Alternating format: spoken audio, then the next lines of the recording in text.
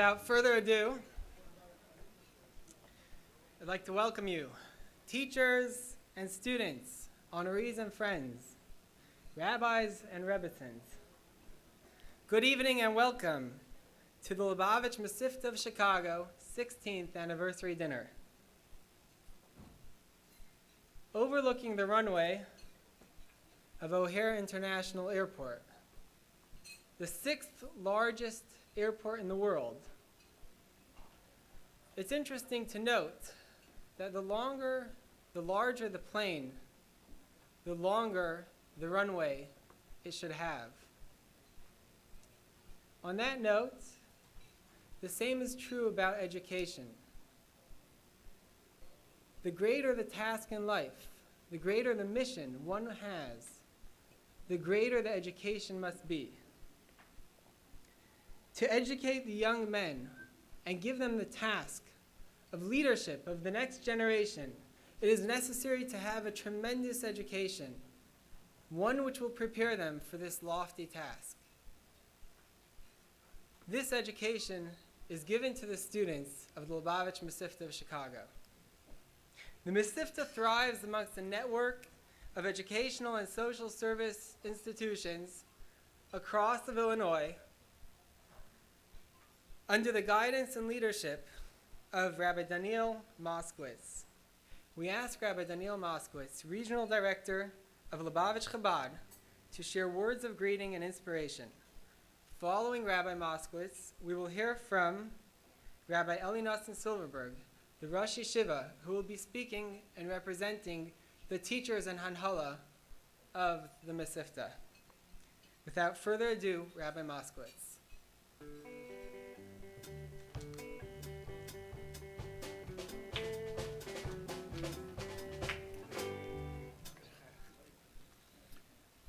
Thank you very much, Rabbi Weinberg, and I think it would be appropriate at this time to welcome Rabbi Weinberg officially. This is the first dinner as Associate Dean of the Mesivta. He's doing wonderful work, and on behalf of all of the Shluchim in Illinois, we welcome him to the team. Him and his wife, you should have much hatzlacha. To Rabbi Perlstein, Dean of the Mesivta, to all of the Rabbanim and Shluchim that are here, to the honorees, Mr. Miller and Mr. and Mrs. Emanuel, and all the guests, we welcome you tonight. This week we read the Torah portion of Naso. And in the exact portion that we read today, that we study, the portion for Wednesday, it concludes with the priestly blessings that we are all familiar with, Yivarechecha Hashem v'yishmerecha, God bless you and keep you, and so on.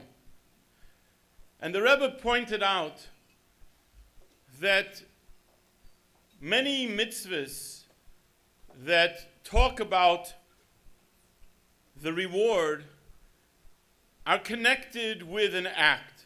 For example, this past week on Shavuos, when we read about the 10 commandments, the 5th commandment, honoring one's parents in order that your days shall be lengthened.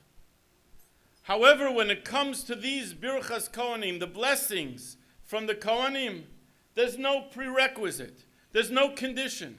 It's not if you will do this, then the priestly blessings will come to you. Unconditional blessings for whoever comes and listens to the Kohanim giving those blessings. And the Rebbe pointed out, if you have a city, some places like the Ashkenazic custom, even the Chabad custom, is only to have those blessings on Yom Tov. But maybe if the city is large enough, they have a Sephardic shul, and there they do it every Shabbos, or there they do it every day. That brings blessings to the entire community. I would like to suggest that although within the staff, the Hanhala of the Mesivta, we have Kohanim, we have Rabbi Silverberg, we have Rabbi Cohn, but every single one of the students are in actuality part of the Mamleches Kohanim v'Goy Kadosh. The students of the Mesivta are priestly, and their effect that they have through their study of Torah, through their outreach activities, not only affects the Mesivta, it affects the greater metropolitan Chicago area and all of Illinois, because their enthusiasm, their dedication, their love of fellow Jews unconditionally, this has the effect. And anyone who has watched the city grow in the last 16 years realizes that the Mesivta had a lot to do with it. We'd like to reciprocate the blessing that they have given us, and in turn, that the Mesivta should be blessed with all the means necessary to continue to be able to educate the future leaders of the Jewish people. They should have the means necessary to expand their own facilities. They should continue the loving care and kindness of teaching and guiding this generation until we come to the ultimate blessing of Yasem Lecha Shalom, that there should be peace and harmony with the coming of Mashiach.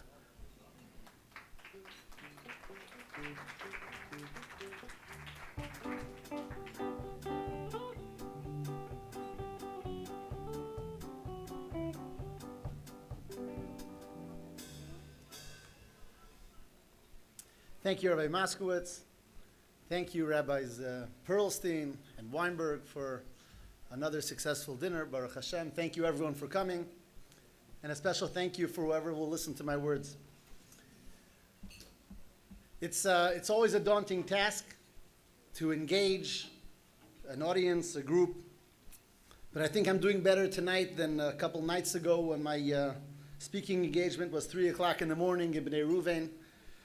There were people there listening. There were people there saying Tikkun Leil Shavuos. There were people there sleeping. And many of the people were doing all three at the same time. But tonight's audience hopefully will be a little bit easier. We're here to celebrate the Mesivta. The Mesivta, its students, primarily it's about its students, obviously. Whenever someone, one of my children, complain to me about their schedule, the difficulties, a long day, or children, or students, or anyone else, I talk to them about the Bachrim and the Mesivta, about the students. The schedule starts at 6:30 on regular days, unless there's an earlier Seder that day. Regular days at 6:30, and they get up and they're on the move. And their daily schedule, full of learning and davening, and takes them till after 9 o'clock at night, and that's just the regular schedule before the additions. And that's every single day. It's Sunday, and it's Monday, and it's Tuesday, and it's Friday, and Shabbos is not that much different. By the time I'm finished, typically there's a feeling of Rahmanas, pity, mercy for these students, that what do we put them through? They must be a depressed lot, depressed, dejected. And Baruch Hashem, you come into the Mesivta and you see the students, and not depressed, actually rather happy, carefree, sometimes too happy. Lebedik, how are they so happy? If they work so hard, if their hours are so long, what makes them, what gives them that contentment? The Gemara says in Mesachta Avodah Zarah, it says that when Mashiach will come, the nations of the world will come to Hashem and they'll complain and they say, it's not fair, why are you granting the Jewish people so much reward and so on and so forth. After all, if we would have had our chances, if we would have Torah and mitzvahs, we would do the same or better. Says the Gemara, Hashem says, mitzvah kala yeshli. I have an easy mitzvah. One mitzvah, an easy one. It's called sukkah. Why don't you sit in the sukkah for a week? Let's see. Let's see if you can do it. Says the Gemara, say fine. They sit in the sukkahs. Hashem takes the sun out of its shield. It becomes very, very hot. Something like this past Shavuos, I guess. And says they kick down their sukkahs and they leave. This is not for us. And Hashem says, see, told you couldn't do it. That's what the Gemara says. There's a lot of commentary and questions and discussion about that Gemara. But one point, sukkah is called a mitzvah kala, an easy mitzvah. Why is sukkah specifically an easy mitzvah? So in a Maimer of the Rebbe Maharash, the 5th Rebbe of Lubavitch, he explains, sukkah is a mitzvah kala because we're fully enveloped in it. When one fully envelops themselves in something, when that's what everything is about, my whole day, my whole life, it's focused, it's enveloped in one area, then life becomes easy. Everything is part of the wholesomeness of what I live for. What makes things difficult is when we're fragmented, when we're a little here, a little there, as we all know in life, that's when things become difficult and we lose our heads and we lose our minds. But when we're enveloped in one place, says the Gemara, it's a mitzvah kala. I think this Gemara, this idea exemplifies how the students are content, they're happy, even though they're so busy and their day is so long every single day, because they're enveloped. They're enveloped in the warmth and the beauty of Torah, of Chassidus, that the Mesivta affords them. We're coming from the Yom Tov of Shavuos, that this year came directly after Shabbos. It was 21 years ago. I had the schus, the merit of studying then by the Rebbe in Crown Heights. And on this, it was the same type of Shavuos, Shabbos and Sunday. And by the Farbrengen, the Rebbe spoke that Shabbos is about menucha, about peacefulness. And Shavuos is about menucha, because when we receive the Torah, that brings menucha to Klal Yisrael. And the Rebbe explained this very idea. When we accept the Torah and we realize that we're enveloped by that, everything in our life, whether it's our eating, whether it's our drinking, our sleeping, our work, is all enveloped in one harmonious involvement in serving Hashem, then that brings peace. Peace to us as Yidden, peace to us as Chassidim. May Hashem help that we continue with this holy work and this very special work that we're privileged to be a part of educating these wonderful students and prepare them for their task in life, giving them that peace, that inner peace, and that ability to be totally enveloped by Torah, by mitzvahs, by Yiddishkeit, by Chassidus, and by Simcha. And to preparing them, to prepare the entire world at the time of the coming of Mashiach, when we'll be fully enveloped, as the Beis HaMikdash is called, the Sukkahs Eirish Lev Yasan, the Sukkah of the Lev Yasan, where the coming of Mashiach may be speedily in our time. Thank you.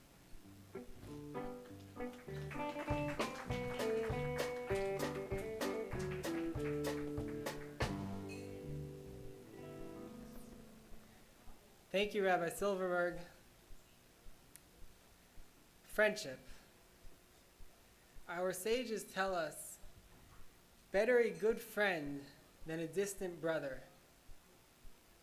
Indeed, I clearly recall, not too many years ago, when I was sitting with my classmates, Rabbi Silverberg was leading the Farbrengen, and shared with us the value of Avas Yisrael, loving your fellow, and the importance of friendship. Friends sharpen one another, help each other, cause each other to grow and become better. An example of this, just one such friendship is right here in this room with us, in the form of our esteemed honoree, W. Dale David Miller. Dale has a tremendous ability to forge deep and lasting friendships, meaningful friendships. Specifically, a unique friend to Dale, Rich, is unable to be here with us tonight, but he is here with us in spirit.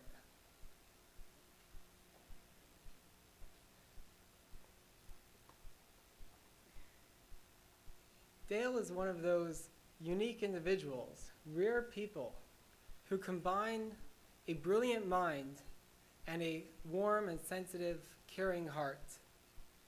Just one small example of this occurred a few months ago as I was sitting by a Shabbos table enjoying my mother-in-law's chicken. It's quite good. And there was another guest. Dale was there with us. And there was a guest there, a woman, who, hearing about Dale's computer prowess, asked if perhaps he would know how to correct a problem. You see, her email folders had been transferred from one program to another program, and she needed it back to the original program because the second program just wasn't working for her. So she asked, do you perhaps know how to do this? So Dale said, I don't know now, but I'm sure we could figure it out. And not too much time later, on a Sunday afternoon, Dale took his time off when he had many other things to do, headed down the 45 minutes it took to reach her house, and spent no less than 4 hours writing a computer program because there was none that existed. So he made a program from scratch which would convert her files from the original format to the new format. That is an example of Dale's friendship caring, and sensitivity for his fellow beings. And it's because of that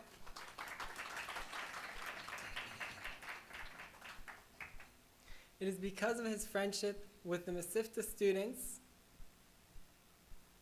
and his kindness for the Mesivta that we are presenting to Dale tonight the Partners in Torah Award.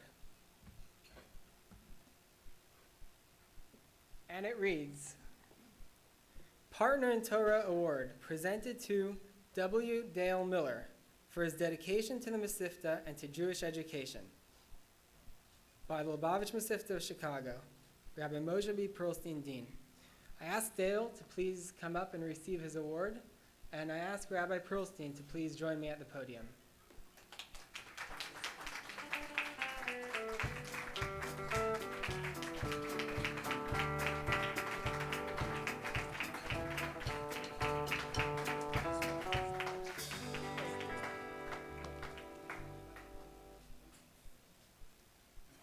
We gotta face the camera. Wow, I haven't had my picture taken since my last arrest. Okay, we got them all. Thank you. Mazel tov. Thank you. You can share your remarks. Now you can share your remarks. Would you like me to do that?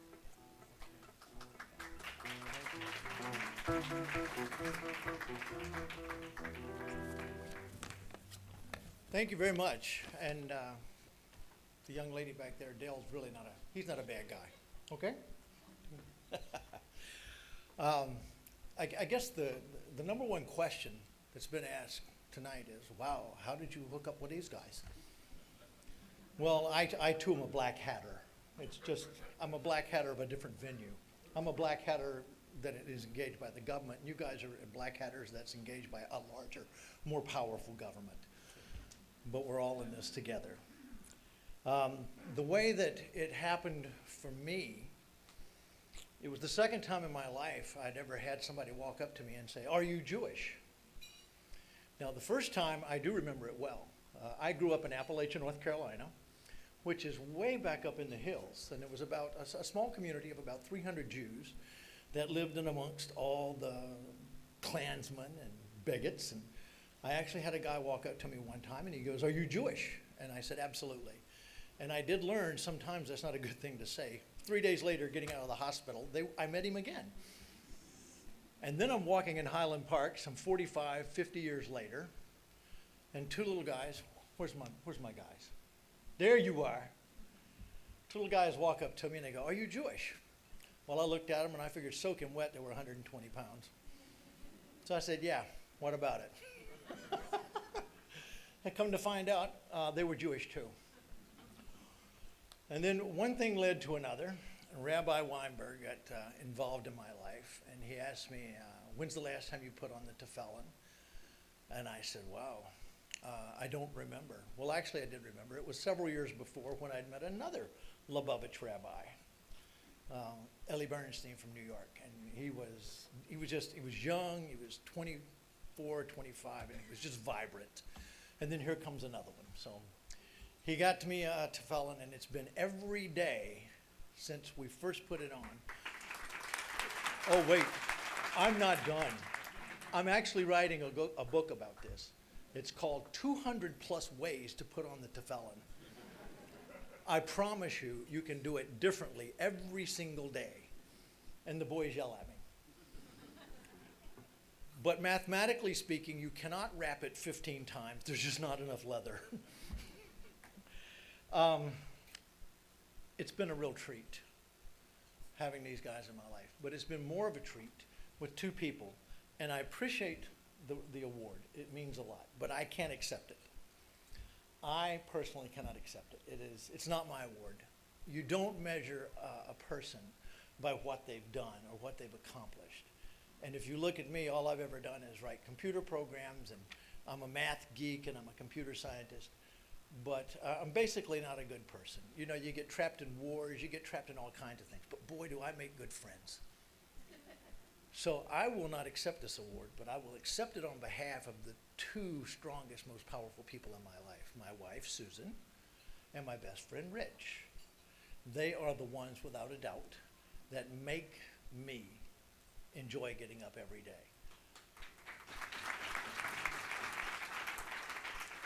I now have three more if I count Rabbi Weinberg. Mindy, Menachem, thank you. Every Friday I'm plagued with these two little critters that come in and they say, show me the way you put it on today. Which it's almost impossible to do it the same way twice, I promise you. And my wife, who supports me totally. Now, there's kind of a worry with my wife. You may as well know it right up front. I'm leaning towards becoming a different kind of black hatter. And my wife is Reformed Jewish. And boy, that can be a conflict. But I told her if I do become Lubavitch, I promise I'll only make you put on one less row of lights on the Christmas tree every year. So, all in all, I want to thank you for letting me into your lives more than me entering yours. It's been my pleasure and it's been my honor. Thank you very much.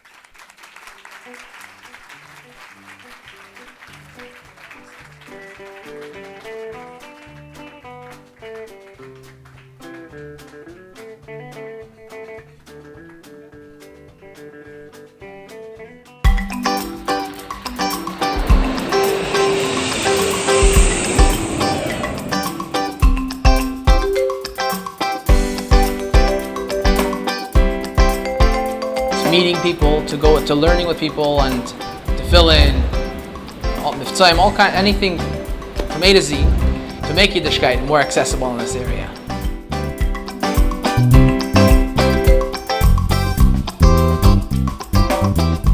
We live here in Ocala, Florida, a small community in northern rural Florida.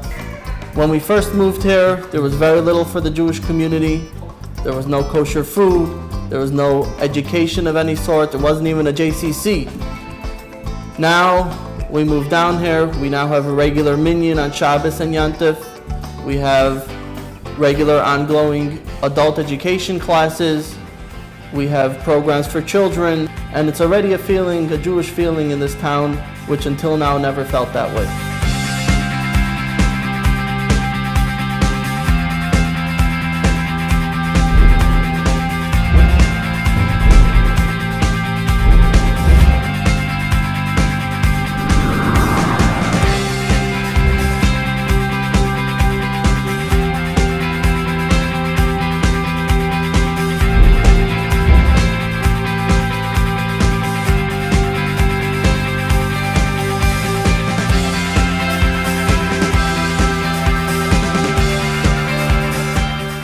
Leadership is the goal for every one of our students. We have students all over the world.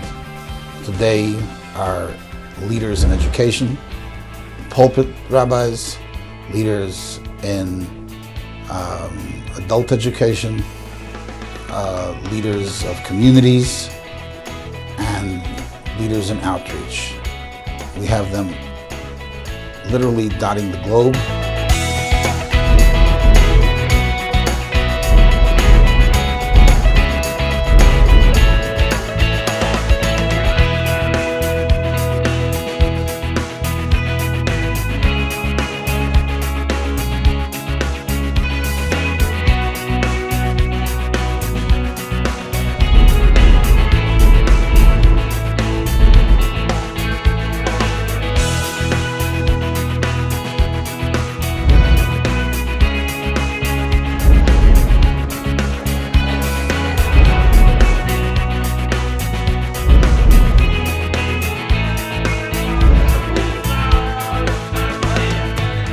Been always traditional that Lubavitch or Bachrim, in their free time, which is on Friday afternoon, they go out, they spread that which they learn, inspire other people with the message that they have learned in yeshiva the entire week.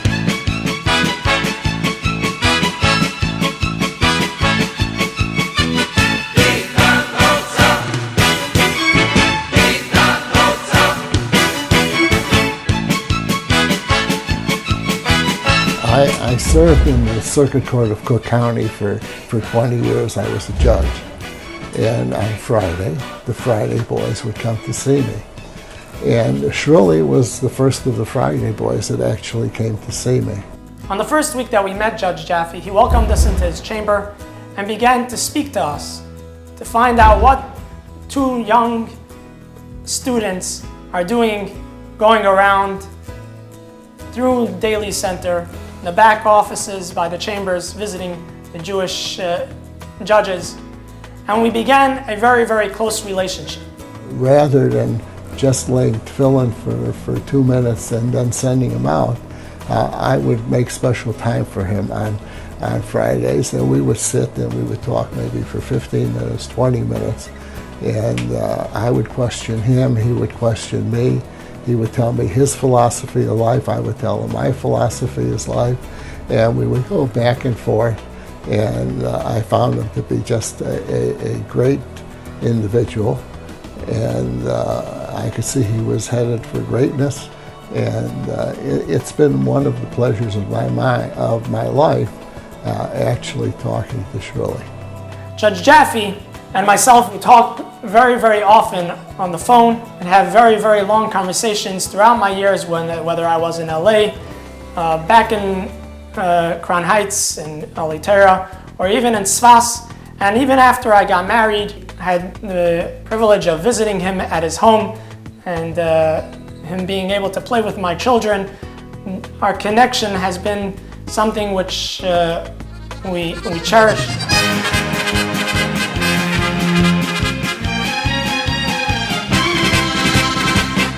Lubavitch Mesivta of Chicago gave me the confidence in dealing with people, in being able to focus my attention on every individual, and gave me the desire to help.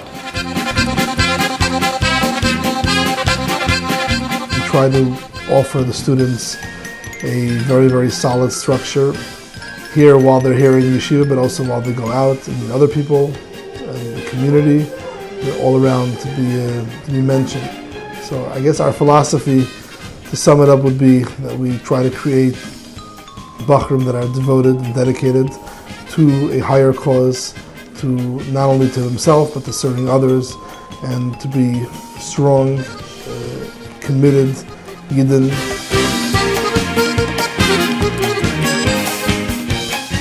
It's very hard to find it anywhere else. Such an atmosphere, a caring, loving atmosphere, where students can excel, both academically as well as in character development.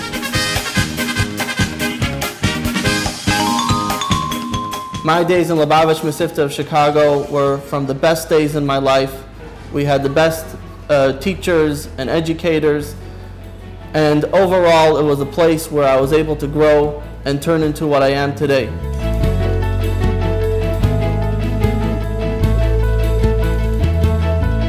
We are right now in a phase of expansion. With the help of God, we will be able to continue to grow and be a source of strength for the Jewish communities throughout the world.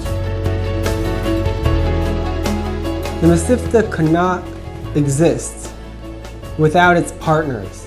Those are the people that feel the importance and see the need and the necessity of supporting Torah education, enabling these fine young men to grow in their skills and to become better people. Without you, this yeshiva could not be. Without you, these boys would not turn into the leaders they are. And it's thanks to you, our partners, that we're able to do what we do.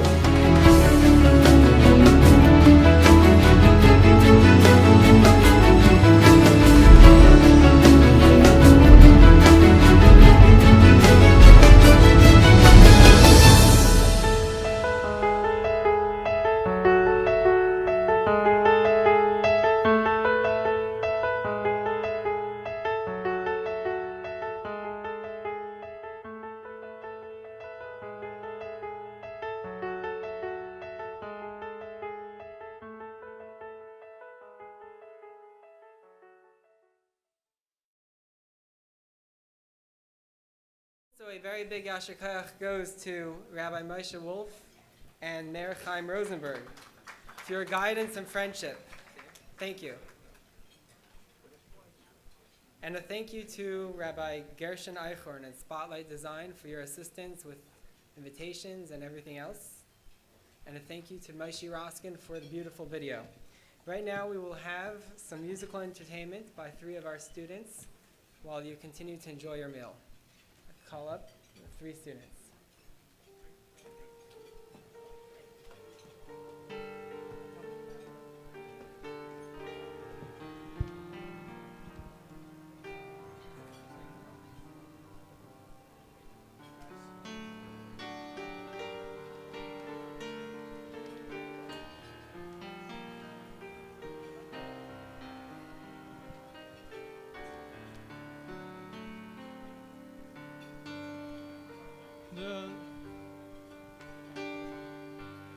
A child alone on the shore, waving a light up so high to signal a ship that no one can see in a rough, empty ocean and vast, darkened sky. As every sailor passed by, they questioned the boy with the light.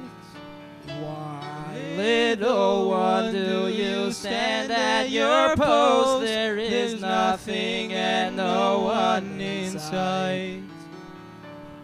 The young boy looked up, his face all aglow, and waved his small lantern above and below. Please wait here with me, the ship we will see. Dear child, explain to us, how do you know? I'm firm in my faith, the answer is clear. I'm so very certain the ship will appear. The captain has told me and promised he'll come. Of course I believe him, for I am his son. The Rebbe, our captain, his promise will keep. Knowing Echad's Emunah proclaims, I'm firm in my faith, the answer is clear. The Geulah is near. I'm firm in my faith, the answer is clear. The Geulah is near.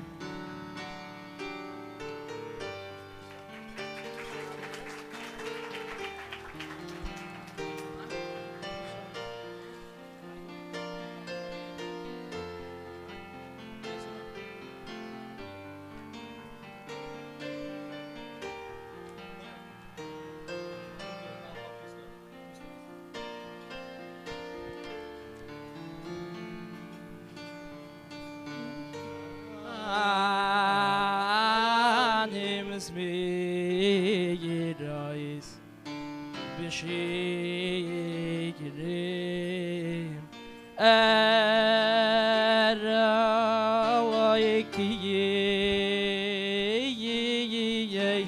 Lecho Nafshi Saroi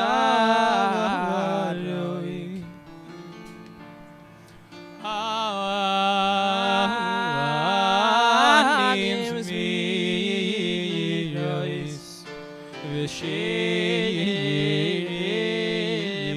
Arawaikiye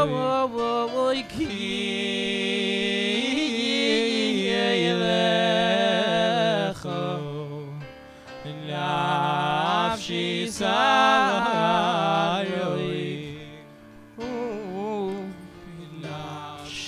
Nafshichom do b'tzel yodecho Lo das kol rozoidecha Nafshichom do b'tzel yodecha Lo das kol rosoidecho.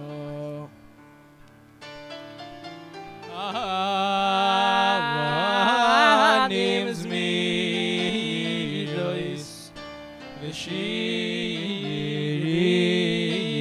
Merovoiki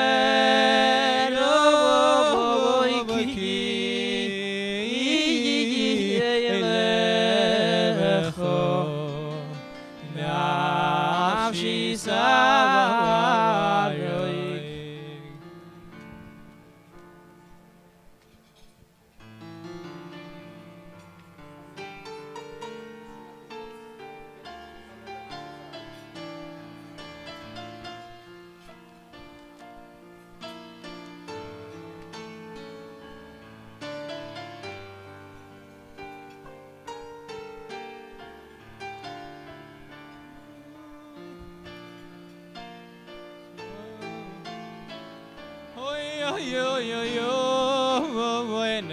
נפשי חומדו בצל ידך לא דאס כל יסוידך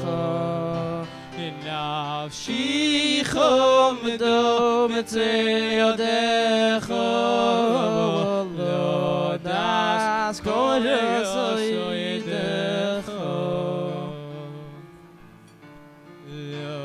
das kol yosoidecho.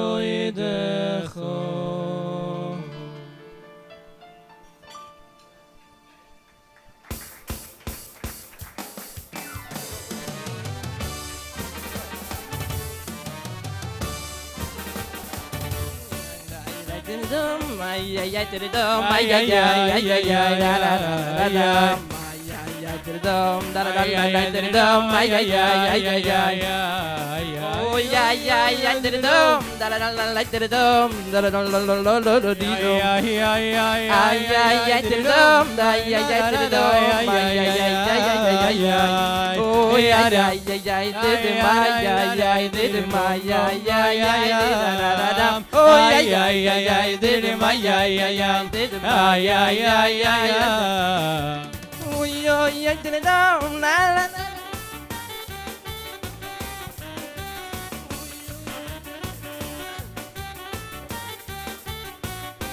Oh yeah yeah yeah dum ay ay ay dum ay ay ay ay ay dum la la la la la ay ay ay la la la. Oh joy joy dum oh joy joy dum ay ay ay ay la la la ay ay ay ay dum ay ay ay dum ay ay ay ay la la la.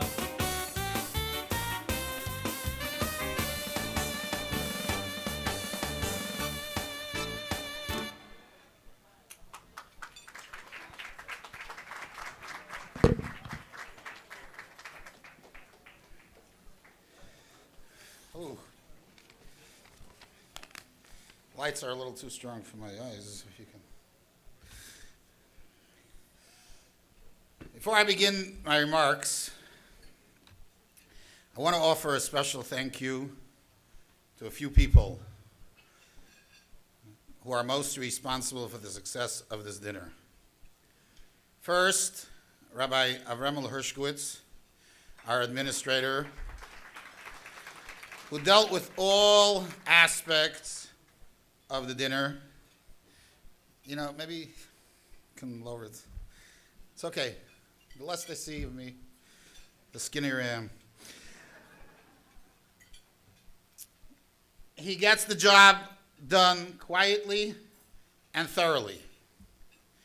Mrs. Rivka Gottlieb, who spent hours on the ad book, from typing to designing and etc. I'd like to also thank the beautiful centerpieces on the table, and the mechitza is comes from Mrs. Honey Aaron, and I want to thank her for all her help over all the years that she's been involved with the Mesivta. This year we are fortunate to have a new staff member, Rabbi Shmuel Weinberg. His official title is Associate Dean. However, if this dinner is any indication, he is more dean than associate. He has taken charge of the dinner and been the driving force in its success. Thank you, Rabbi Weinberg, and may you continue to go, Mechayil El Chayil. And now for my speech. The name Chabad today conjures up pictures of young couples and families living in remote communities throughout the globe, sharing Judaism with their communities. As you have seen on the video, our Mesivta has its share of representatives throughout the world. Oftentimes, I get calls from friends, acquaintances, or relatives with the following request. I am traveling to so-and-so.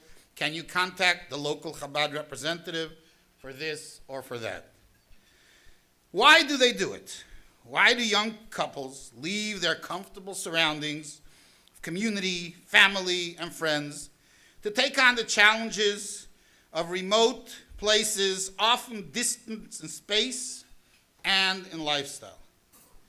This question has been visited by many organizations seeking to improve themselves. They ask, what makes Chabad work? How can we emulate what they do? The general assumption is that we are dedicated to a cause. We are driven by a sense of mission mapped out by the Lubavitch Rebbe of blessed memory. However, there is a greater question than the above. The acronym of Chabad speaks of intellectual pursuits and accomplishments. What does this have to do with reaching out to others and sharing Judaism with them? My friends, while you may see pictures, many pictures tonight, either in video or in slideshows of our students' outreach, we do not teach outreach. We teach love. Love of God, love of Torah, and love of a fellow Jew. The art of teaching love is what Chabad is all about. Only through understanding our relationship to God can we truly love Him. Only through understanding the value of Torah and our relationship to Torah can we truly love it. Only through understanding the beauty inherent in each and every Jew and our relationship to each other can one truly love another Jew. Having joined the Grandfather Club, I often hear grandpas and grandmas talking about their grandchildren. They speak with such pride and love, excitement and enthusiasm. Why do you really think the other person has the same interest that you have in your grandchildren? I don't want to burst anybody's bubble, but perhaps not. However, it doesn't matter to us. When you love something or someone, you want to share it with others. This is the basis of our educational system that produces such exceptional young people. They love their Judaism so much that they need to share it with everyone. And yes, sometimes the person they are speaking to may have the same interest in Judaism as your friend has in your grandchildren. However, their pride and love, excitement and enthusiasm is infectious and eventually meets with success. This love cannot be taught only in a classroom. You need to create an environment where this is nourished and nurtured. We are fortunate to have at the Lubavitch Mesivta a staff that is the envy of many institutions. Our students are exposed to holiness and brilliance in their teachers and role models. When choosing a parent of the year, we look for parents who emulate the ideals of this Mesivta. In Reb Menachem and Mrs. Devorah Emanuel, we have definitely found such people. They have sacrificed much in their lives due to their love of God, love of Torah, and love of Am Yisrael. They continue to give to the community in many ways. While everyone knows what they do today, a brief reading of the ad book will educate you about them. I want to mention some things from years past of the Mesivta. Reb Menachem was always there for the Mesivta, whether filling in at odd hours to make sure the office is functioning, or helping cook and supervise the kosher level of our old dinners, or just being there for a word of encouragement. While I have to say that the ambiance of this dinner is probably much nicer and greater than the dinners that Reb Menachem was involved in, the heart that Reb Menachem put into those dinners was felt in everything that we ate and everything that went on over there. And that's why he deserves a special thank you.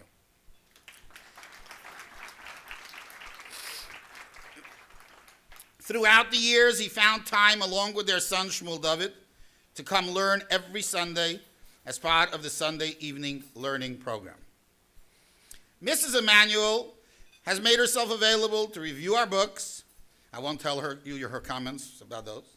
Offer advice to our bookkeepers, and this despite her busy schedule helping Beis Yaakov High School and Lubavitch Girls High School simultaneously.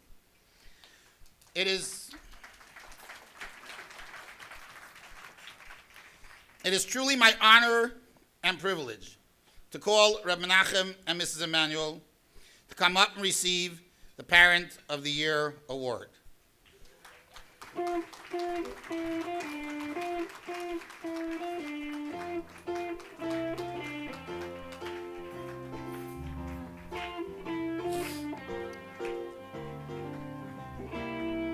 give you some company on the other side.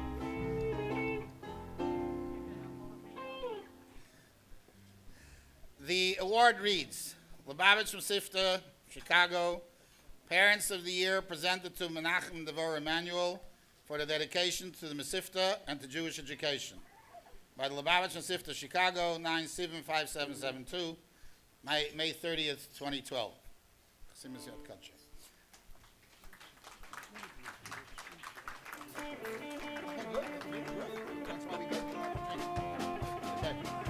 Yeah, let's go. You can come a little. Wait, we need a picture.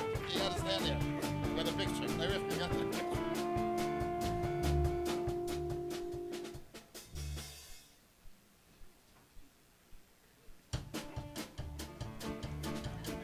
Hey, all yours.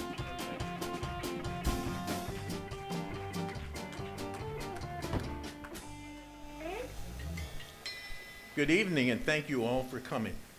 I want to extend a special welcome to Elisa Stamen, or soon to be our daughter-in-law, and to Jeff and Chaya Stamen, soon to be our Makatunim, and Mayor's in-laws.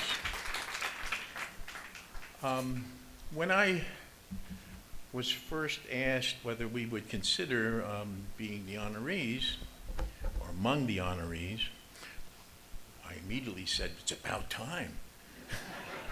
At least I didn't say that out loud. I said, oh, I'd be delighted.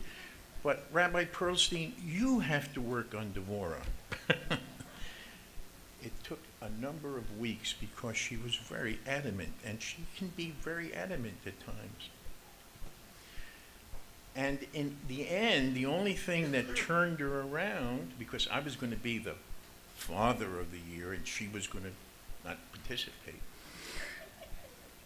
was when the date of the dinner was set, which just happened to be the evening of her mother's yahrzeit. Her mother, Rivka Bas David, passed away 35 years ago. I never had the privilege of meeting her. But what I've learned about her over the years from family is that she and Devorah were extremely close and shared a number of important characteristics. First of all, they were both CPAs. The second thing is that their lives revolved around their family and making a Jewish home. And they were dedicated and fierce in that goal. Now, when we finally were accepted. We accepted that we were going to be the honorees. I told my kids. And I got advice from each of them about this speech. Mayor said, no jokes. And I had some wonderful lawyer jokes I wanted to share with you, but no jokes. Shmuel David said, please don't sing. Doby said, no Devar Torahs. There's so many Rabbanims around. You'll hear so many Devar Torahs, they don't need another one. And Rivka said, and this is what hurt the most, no poetry. So what can I say?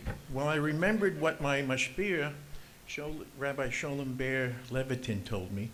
He said, stick to what you know, tell stories about what happened to you and what you know in a direct way. And focus, and focus. So my focus of my talk tonight is two things. One is how we got to come to Chicago, number one. And number two, some of the inner workings of, and my observations and evaluations of how the Mesivta works, and particularly how Rabbi Pearlstein works. And don't worry, Rabbi Pearlstein, this is not an expose. How did we get to Chicago? We were living in Seattle. And you know how an idea floats up there, and until you make a list, it doesn't begin to come into reality. And then from a list, it can come into more form. So she said to me one day, we need to go to a community with a bigger Jewish community where there'd be more opportunity for chinuch for the kids. I said, yes, dear, and I went back to my papers. Well, just as a woman can grab a sperm that's floating up there and pull it down, and next thing you know, you have cheder bills. So she, unbeknownst to me, wrote to the Rebbe and got an answer from the Rebbe saying that it was an appropriate thing now to go to a bigger community for chinuch for the children, and underlined it's appropriate to do it now. Well, I was trying to be a chassid, and now I have the bracha and the eitzah from the Rebbe. What can I do? You know, Robespierre once had a famous dictum. He said, I was the leader of the people, and the people went in a certain direction, and I had to follow. So, unbeknownst to me, my true desire was to come here. And I came here, we moved here, and I never regretted for 1 minute moving to Chicago. And we have benefited from the chinuch in Chicago. And I want to thank Devorah for telling me what I really wanted. So, that's how we got here. I became involved a little bit with the Mesivta, and because I was the bookkeeper for a while, and I was also, at least around the dinners, the cook. I wasn't cooking the books, I want you to understand. But I did share an office and essentially a desk with Rabbi Pearlstein, so I got to see how he worked. You know, I was in school for 21 years. I think over those 21 years, I must have had 100 report cards. They were measuring things that I wasn't particularly interested in, so there was a little divergence about what was going on there. And so I think now I would like to turn the tables and give a report card and a grade to the dean, to the principal, and to the school. Rabbi Pearlstein is a very fine administrator. I had the privilege of working in my early career from some very high-powered, wonderful and effective administrators. So I know what a good administrator is. And one of the things that struck me immediately about him was he knew how to manage his own time. Every second was used. He knew how to prioritize, and he had time for all the important things. He also knew how to use data. He had a handle on his cash flow. He used the information from one year to another to develop a budget. And he actually revised the budget as we went, which was a kind of a new concept in many of the moisdis that I am aware of. He also was a wonderful human resources manager. He knew how to attract and develop and retain excellent people. He knew how to take a young man and give him a responsibility and let him work and develop, not just leave him out there to sink or swim, but how to give him support, but also give him the freedom to learn and develop and to become their own administrators. The other thing which was striking about Mesivta was how clear the lines of authority were. Everybody knew what their roles and responsibility were and how to relate to each other, and they did relate to each other and did all the parts seem to work. It was clear. Okay, now you can have a very smoothly working management, but if the company is turning out widgets when the demand is for thingamajigs, you're not having a very successful operation. But let's look at evaluating the success or lack of success of the Mesivta. You could look at several different objective and quantifiable measures. How many of the boys finished their 3 years at the Mesivta? Very high percentage. How many of the parents sent their younger sibling, the younger children, to the Mesivta? Very high percentage. How many of the alumni sent their sons to the Mesivta? Again, a very high percentage. How well did the alumni do in finding jobs? That seems to be a thing in our economy that is a measure of something. They all did. Many of them in Clay Kodesh. Many of them as Chabad rabbis. Many of them as teachers. Many of them as shul rabbis. How many of them were able to continue learning after leaving Torah and steig in Torah and deepen in Torah?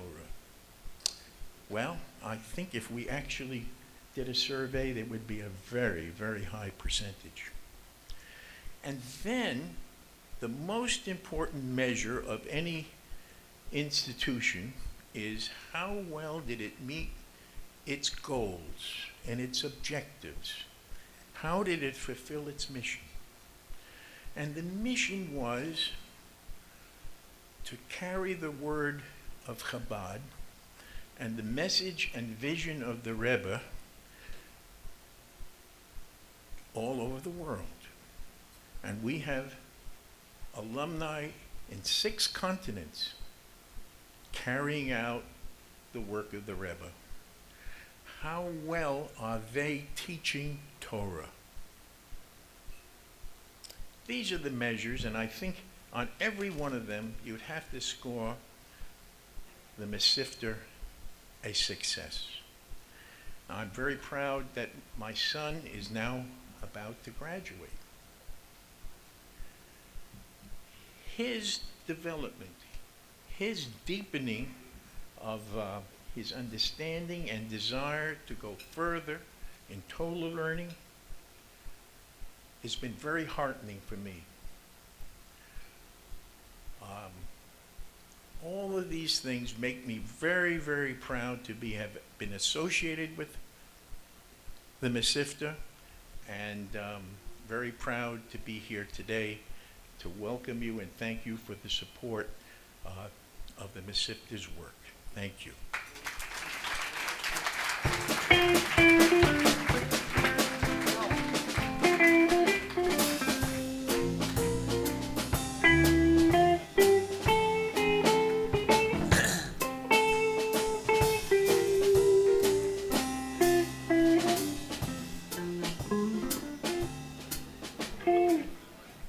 Thank you very much, and Mazel Tov. Tonight's dinner, we pay tribute not only to our honorees, but also to a special woman, Rivka Bas David, the mother of Mrs. Devorah Emanuel, whose yahrzeit is tonight. To honor her memory, Dovi Emanuel, her grandson, who, as you heard, is completing his studies in the Mesivta in just a few months, will come up, and we ask him to please conclude a tractate to make a siyum, followed by a kaddish in her honor. Dovi Emanuel.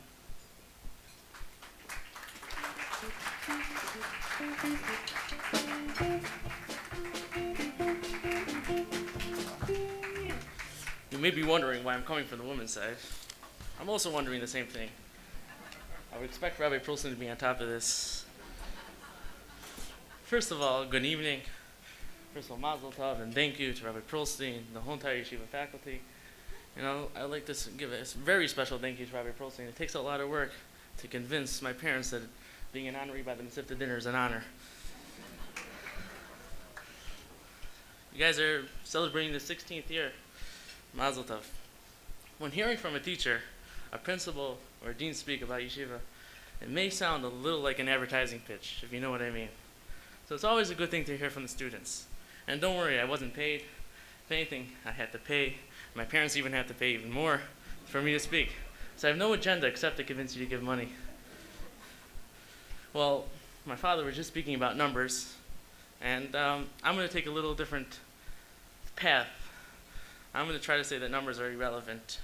So I was reading on the invitation on the front that had the 16th anniversary dinner, and I'm wondering to myself, is 16 a good thing or a bad thing? On the one hand, this place lasted 16 years, Kol Kavod Rabbi Perlstein. But on the other hand, you know, other schools in the community were celebrating 40, 50, 60 year or more celebrations. It might seem a little embarrassing. Well, I came to the conclusion it's a good thing. Well, it's on the invitation. I don't think it was intended as bad. Well, this yeshiva is about much more than the numbers, is what I'm trying to say. For example, when people apply for universities, the less established ones try to buy you with the numbers, like 90% graduation rate, etc. But Yale or Harvard, they don't need to prove their success. I'm not comparing Mesivta to Yale. We're much higher. I mean, Yale is good, but come on, between me and you, it's not this good. What I'm trying to say is no one came here because of the 16th on the anniversary dinner that was written on the invitation. It's because of something much deeper. First of all, the honorees, my parents, of course. And also because the school stands out in so many ways, from its academic accomplishments to its community outreach. I can name many more, but I was only given 90 minutes to speak. 4 minutes. I'm going to tell you, I was here for a few years, and I'm going to express my appreciation to the Anhala. I know they don't think so, but I did learn a couple of things when I was here. I'm going to share a couple. First, to dare to do what is right, and even more, to stand up to what is right, even if it means going against the norm. For example, every Friday in yeshiva, we go out to Mesivta to stand, to go on Michigan Avenue in 100-degree weather, black hats and jackets, and snow, rain, you name it. Stand there for hours asking people, "Excuse me, sir, are you Jewish? Do you want to put on tefillin?" That's not normal. What is doing what is right. Not a single other school in the city will have all the students going out in thunderstorms and asking people to put on tefillin. It takes a lot of strength and determination to do. I didn't wake up one morning with this fortitude. It came from this staff, this yeshiva, and no other school in this city offers this.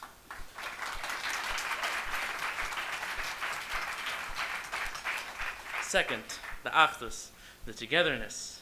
Whenever someone's down, whenever someone's in need, there's always another student ready to help. And this we learned directly from the staff. I know everyone thinking to themselves, the guy at the podium doesn't really mean what he's saying. He's reading a speech which was typed up before, and everyone says this about the school, but here is different. Words can't explain. But maybe if you come to the yeshiva and see for yourself, you know exactly what I'm talking about, I promise.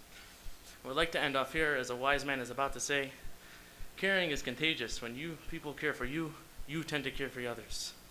Now, in honor of my grandmother, I'd like to make a siyum. Mesechtas Makos. Mesechtas Makos is one of the Mesechtas in the Bavli that talks about the punishments. You know, this is what I learned in yeshiva about the punishments. But so it talks about a couple things in Mesechtas Makos. So Makos talks about Malchus, whipping. I'm not trying to say anything here, but in the first parak it talks about how to deal with false witnesses and people that lie and make false testimonies. The last parak talks about Malchus.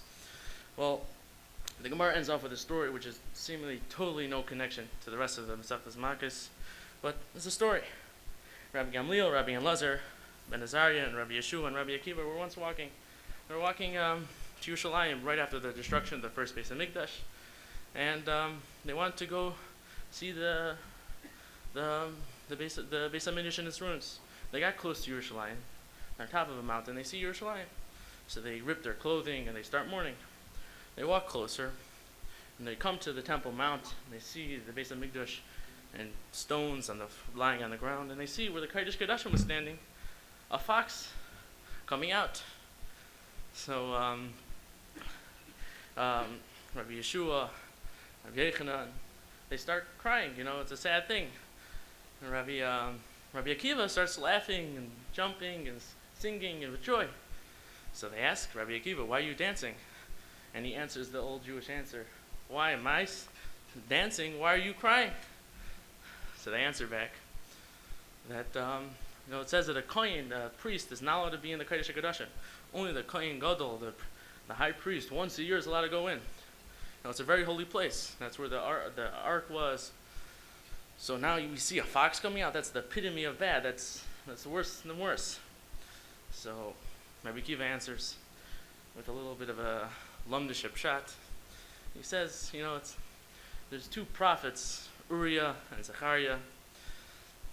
Uriah prophesied the destruction of the first Beis Hamikdash. Zechariah prophesied the building of the second Beis Hamikdash.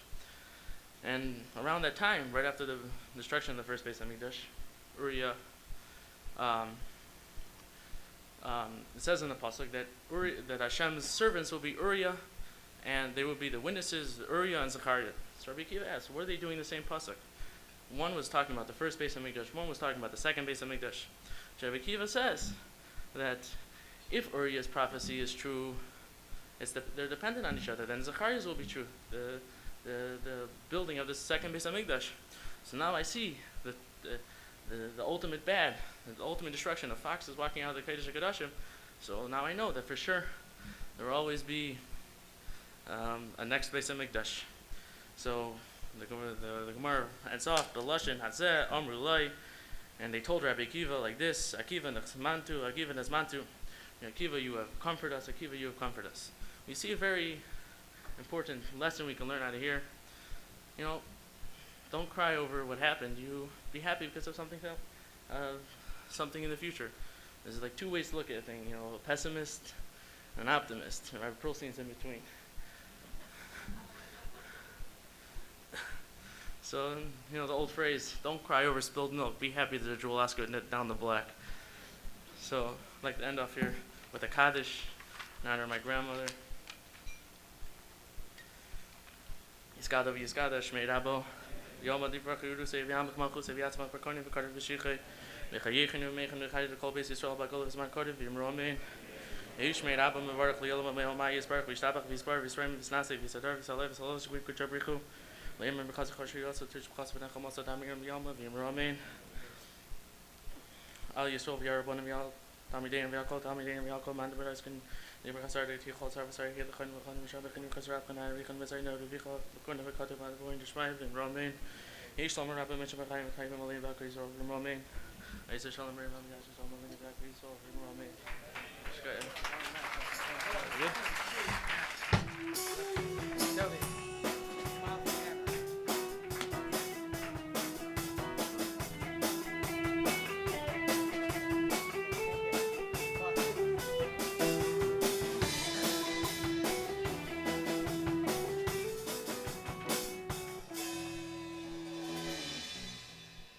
Thank you very much, Dovey. Dessert is being served. In just a few minutes, there will be a continued musical entertainment by our students, and I want to thank them. We have Yankee Barron, Paris Ben Chiyun, and Yisrael David Benjamin. Thank you very much.